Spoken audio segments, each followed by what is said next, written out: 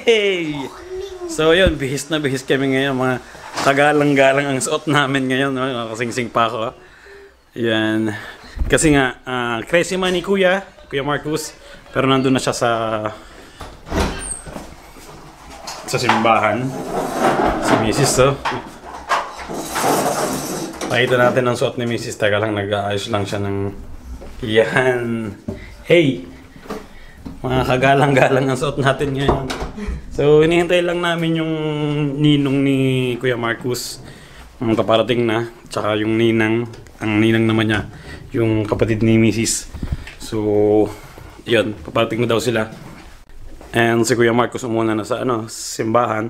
And time check. 8:35 na. Yan. Naka-Rolex pa tayo. Hindi sa akin yan, sa tatay ko yan. Ito yung suot niya bago siya nawala.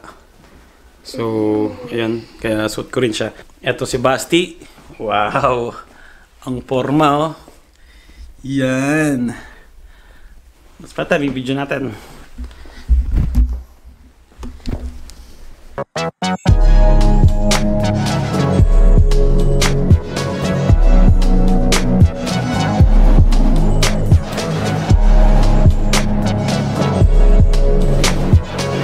And papunta na kami sa simbahan.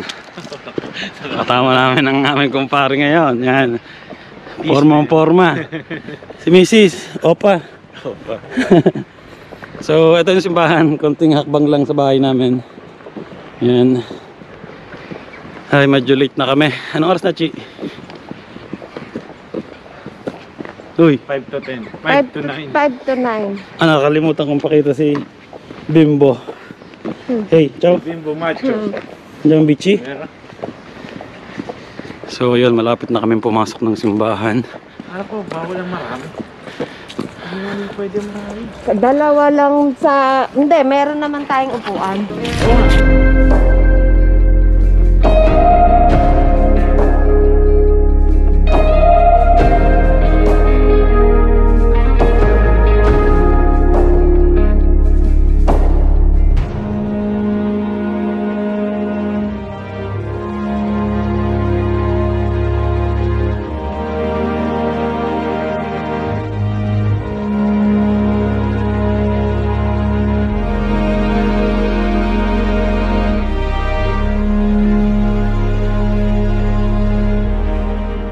Tapos na kami sa simbahan.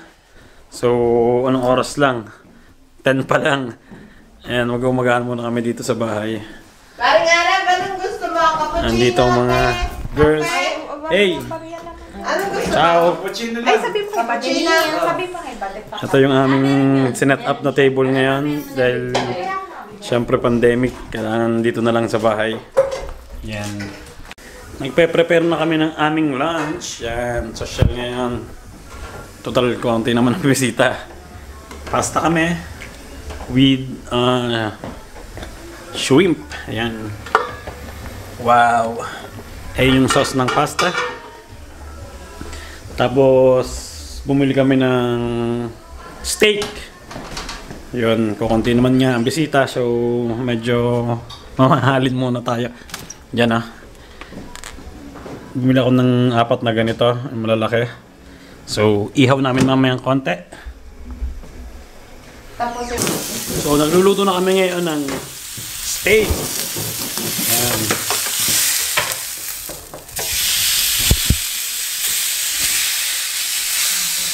Kailangan yan, saglit nyo lang lulutuin. Wow. Isang sakop ng isang karne, yung isang lutuhan. So, ayun, papakita ko sa inyo yung naluto. Ito yung unang niluto namin.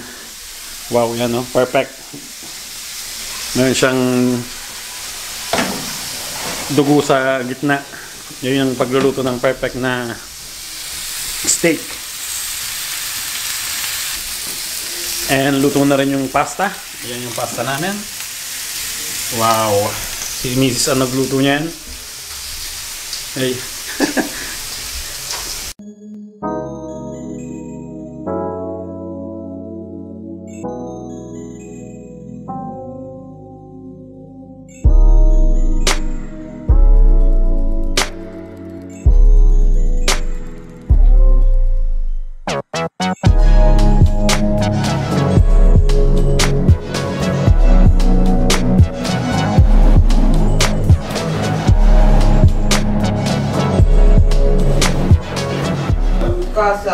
So, ayun.